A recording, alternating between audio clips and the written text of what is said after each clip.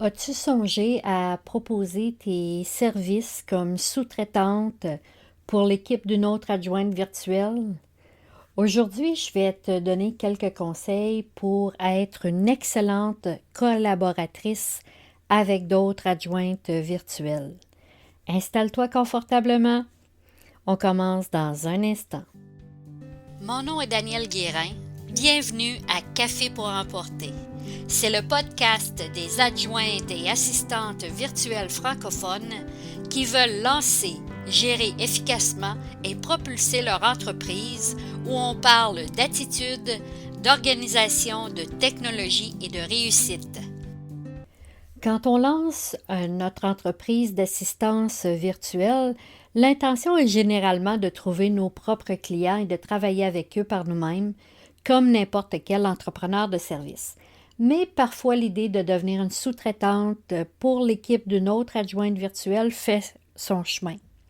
C'est peut-être une bonne idée si, par exemple, tu trouves difficile de faire du réseautage, tu n'es pas confortable à l'idée de devoir faire de la vente, de devoir te vendre. Tu cherches à acquérir plus d'expérience avant d'aller chercher tes propres clients ou encore tu veux seulement travailler à temps partiel. Peu importe la raison, la sous-traitance est une bonne option pour de nombreuses adjointes virtuelles.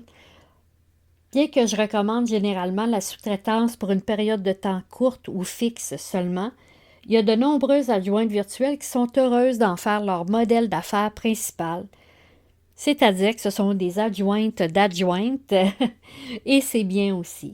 Il y a des avantages à travailler sur l'équipe d'une autre adjointe virtuelle. Tu peux commencer à travailler immédiatement, acquérir de l'expérience. Tu vas apprendre de nouvelles façons de travailler et de nouvelles applications. Tu vas apprendre à gérer plusieurs clients. Tu vas pouvoir décider quel service tu veux offrir dans ta propre entreprise.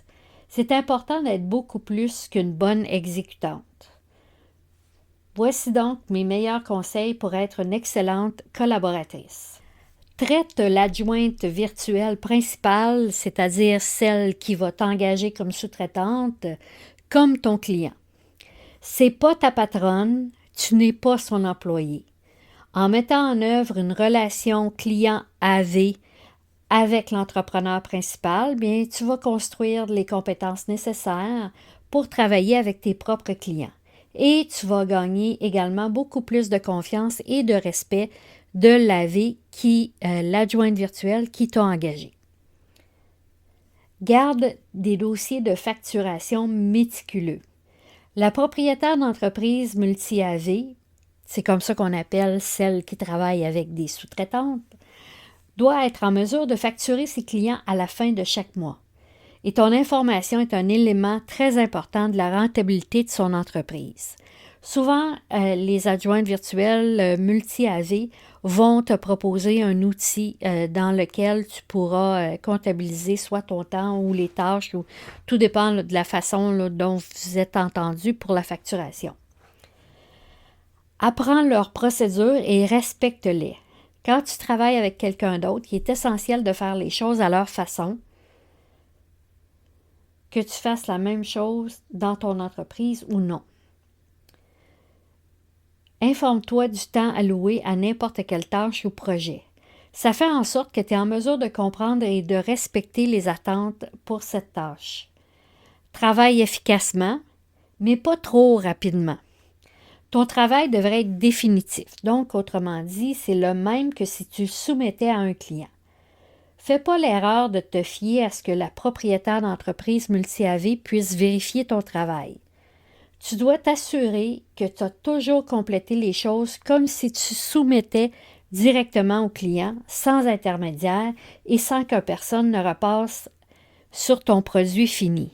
Il n'y a rien de plus frustrant pour une adjointe virtuelle qui dirige une entreprise multi-AV de devoir passer et refaire le travail de ses sous-traitantes. Ça m'est arrivé, c'est arrivé à des collègues, donc je te mets en garde déjà en partant. Livre ton travail à temps. Comme quand tu travailles avec des clients, promets moins et livre davantage.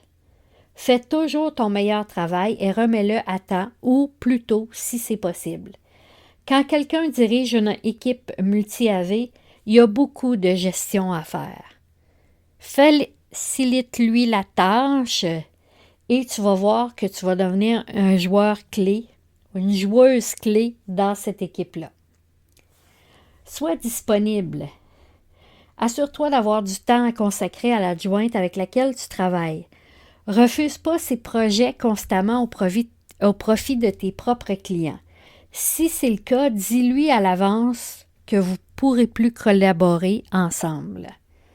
Et assure l'intérim pendant qu'elle trouve quelqu'un pour prendre la relève. Ta collègue adjointe virtuelle a besoin de tes services autant que tes autres clients.